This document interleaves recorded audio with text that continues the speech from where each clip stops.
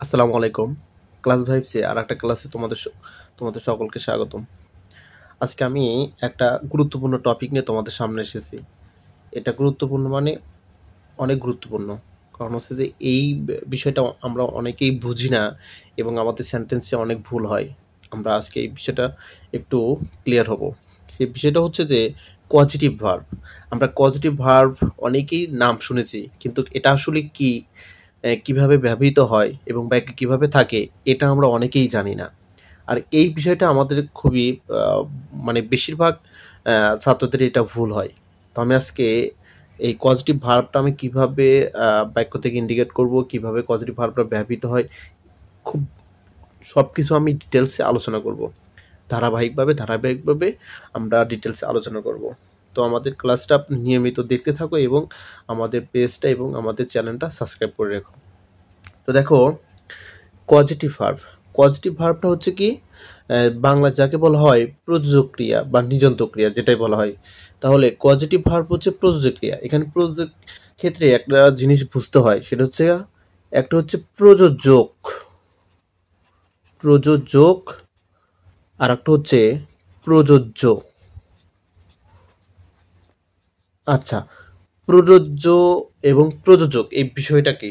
এই বিষয়টা হচ্ছে যে, যেমন ধরো যে আমরা আগে বাংলা ব্যাকরণে পড়ছিলাম যে মা শিশুকে চাঁদ দেখায়।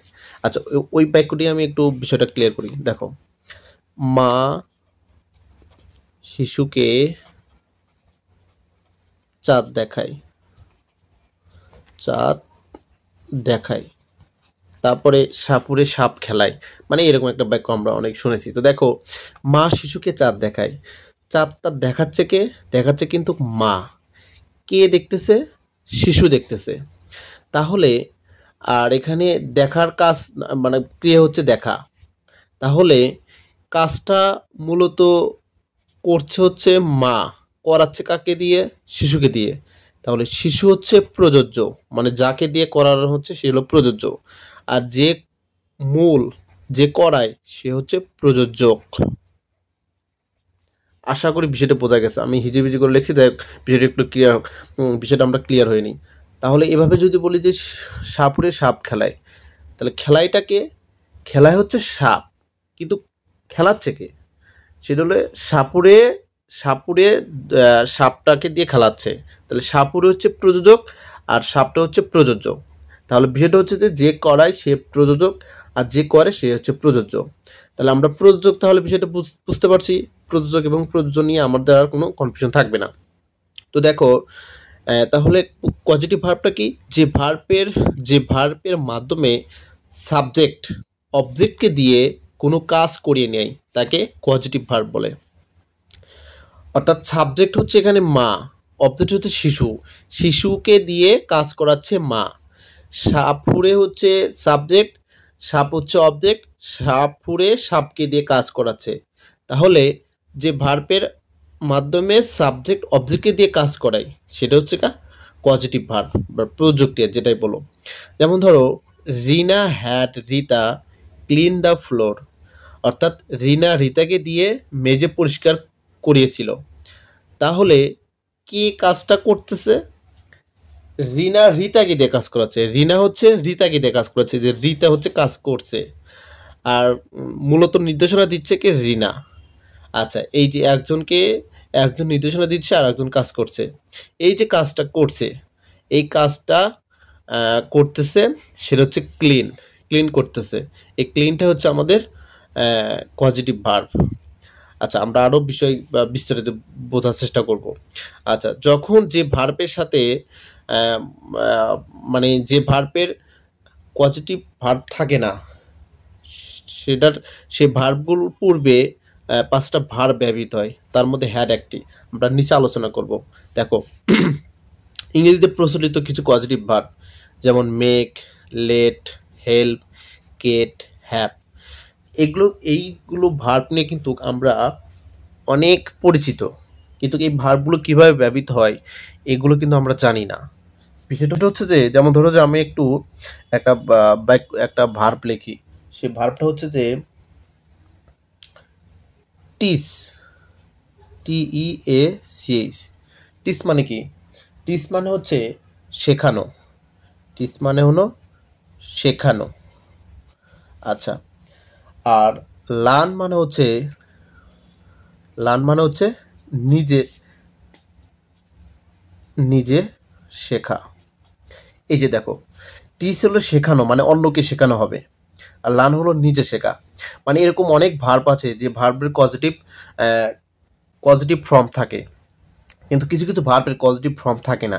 এই যেসব ভার্বগুলো পজিটিভ ফর্ম থাকে না, সেই ভার্বগুলোর সাথে বা সেই ভার্বগুলোর পূর্বে এই 5টা ভার্ব ব্যবহার করে পজিটিভ ফর্মে ব্যবহৃত হয়ে থাকে। যেমন ধরো যে আন্ডারস্ট্যান্ড। আন্ডারস্ট্যান্ড মানে কি? আন্ডারস্ট্যান্ড মানে হচ্ছে বুঝতে পারা, অর্থাৎ নিজে বোঝা। কিন্তু যখন অপরকে বোঝানো হবে, এই অপরকে বোঝানোর জন্য মানে পজিটিভ ফর্ম, এই আন্ডারস্ট্যান্ডের পজিটিভ ফর্ম নেই। তাহলে এই আন্ডারস্ট্যান্ডের পূর্বে যদি আমরা এই 5টা যে কোনো একটা ভার্ব ব্যবহার করি, তাহলে সেটা পজিটিভ ফর্মে চলে আসবে। যেমন ধরো যে মেক আন্ডারস্ট্যান্ড, কি লিখবো? Make understand. তখন সেটা হবে হচ্ছে অন্যকে শেখানো, কি অন্যকে বোঝানো। এরকমভাবে কিছু কিছু ভার্বগুলোর সাথে এই ভার্বগুলো ব্যবহার করে পজিটিভ ফর্মে নিয়ে আসতে হয়। তো আশা করি বিষয়টা বোঝা গেছে। তাহলে আমাদের পজিটিভ ফর্মের ভার্বগুলো কি? Make, let, help, get, have. এইটা খুব সহজভাবে তোমাদেরকে মনে রাখতে হবে এবং মাথায় রাখতে হবে। এই ভার্বগুলো যদি আমরা মনে না রাখি, তাহলে আমাদের জন্য খুবই কষ্ট হবে পজিটিভ ভার্বগুলো নির্ণয় করা। তাহলে make, let, help, get, have, এই ভার্বগুলো আমার সাথে কয়েকবার পরে একবার মুখস্থ হয়ে যাবে। Make, let, help, get, have, এই ভার্বগুলো খুবই ছোটস্থ করতে হবে। আচ্ছা, তারপর দেখো আমরা ধারাবাহিকভাবে ওই 5টা ভার্বগুলো কিভাবে পজিটিভ ফর্মে ব্যবহৃত হয় এটা আমরা আলোচনা করবো। আজকে আলোচনা করবো হচ্ছে মেক নিয়ে। আচ্ছা, মেকটা কখন ব্যবহার করা হবে? যখন একজন ব্যক্তি কোনো কিছু সরাসরি করে না, অন্য একজন ব্যক্তিকে দিয়ে জোর করে করায়। এই জোর করে যখন করানো হবে, তখন এই মেকটা ব্যবহৃত হবে। জোর করে যখন করানো হবে, সেক্ষেত্রে মেক ব্যবহার করা হবে। আবার বলছি, মেকটা ব্যবহার করা হবে তখনই যখন একজন ব্যক্তি অন্যকে দিয়ে করাবে, কিন্তু জোর করে করাবে, মানে জোর জবরদস্তি থাকবে, তখন সেক্ষেত্রে আমাদের মেকটা ব্যবহার করা হবে। আর আমরা জানি মেকের পাস্ট ফর্ম হচ্ছে মেড, পাস্ট পার্টিসিপল ফর্মই মেডই। তাহলে দেখো বাক্যে মেকটা কিভাবে ব্যবহৃত হবে। দেখো, প্রথমে সাবজেক্ট থাকবে, তারপরে একটা মেক থাকবে, তারপরে হচ্ছে পার্সন অথবা থিংস অথবা ব্যক্তি অথবা বস্তু যে কোনো থাকতে পারে। তারপরে ব্যক্তি বস্তুর পরে একটা ভার্ব থাকবে, সেই ভার্বটা হবে ভার্ব অন। তাহলে গঠনটা কি? প্রথমে সাবজেক্ট থাকবে, তারপর মেক থাকবে, তারপরে একটা অবজেক্ট থাকবে, সেটা ব্যক্তি অথবা বস্তুবাচক যে কোনোটা হতে পারে। তারপরে যে ভার্বটা আসবে, সেই ভার্বটা আমাদের ভার্ব অন হবে। এটা সুন্দরভাবে এটা মনে রাখতে হবে তোমাদের। তো দেখো, আমি একটা বাক্য লিখছি, the doctor made the patient take the medicine. তাহলে সাবজেক্ট দ্য ডক্টর, মেক আছে, মেকের পাস্ট ফর্ম মেড ব্যবহৃত হয়েছে, তারপরে পেশেন্ট একটা অবজেক্ট, তারপরে যে ভার্বটা আছে টেক, এই টেকটা হচ্ছে ভার্ব অন। ঠিক আছে, আমাদের এইভাবে এই ভার্বটা ব্যবহৃত হবে। তো ডাক্তারটি রোগীকে ওষুধ নিতে জোর করিয়েছিল। এই যে জোর করেছিল, বিশেষভাবে জোর করছে, ফোর্স করছে, এটা হচ্ছে আমাদের মেকের ব্যবহার। তারপর দেখো, I made the machine work, আমি যন্ত্রটি দিয়ে কাজ করিয়েছিলাম। তাহলে প্রথমে ব্যবহৃত হবে প্রথমে সাবজেক্ট, তারপর হচ্ছে মেড অথবা মেক, তারপরে একটা অবজেক্ট, তারপরে যে ভার্বটা থাকবে সেই ভার্বটা হচ্ছে ভার্ব অন হবে। তো এইভাবে আমাদের বাক্যে পজিটিভ ভার্বগুলো আমাদেরকে নির্ণয় করতে হবে। এই গঠনগুলো যদি মনে রাখো, তাহলে তুমি পজিটিভ ভার্ব সহজে নির্ণয় করতে পারবে। এভাবে আমরা লেট, হ্যাভ, গেট, এই সবগুলো ভার্বই আমরা পর্যায়ক্রমে আমরা আলোচনা করব। তো ধারাবাহিকভাবে আমরা আলোচনা করব, আমাদের সাথেই থাকো এবং ক্লাসটা কেমন লাগলো অবশ্যই কমেন্টে জানাবে। আর বিষয়টা হচ্ছে যে আমরা তোমাদেরকে আর বলি, তোমরা হচ্ছে অবশ্যই ভিডিওটা শেয়ার করবে, কারণ হচ্ছে আমরা যে বেসিক জিনিসগুলো নিয়ে আলোচনা করি, এই বেসিক জিনিসগুলো অনেকেরই সমস্যা। এই বেসিক জিনিসগুলো যদি আমরা ক্লিয়ার করতে পারি, তাহলে অ্যাডভান্স যে বিষয়গুলো আছে এটা আমরা খুব সহজভাবে আমরা বুঝতে পারবো। তো তোমার বন্ধুদেরকে দেখার একটা সুযোগ করো এবং তোমার বন্ধুদেরকে ইনভাইট করো। আশা রাখি পরবর্তী আমরা অন্য কোনো বিষয় নিয়ে আলোচনা করব। এই পর্যন্ত সবাই ভালো থাকবে। আসসালামু আলাইকুম।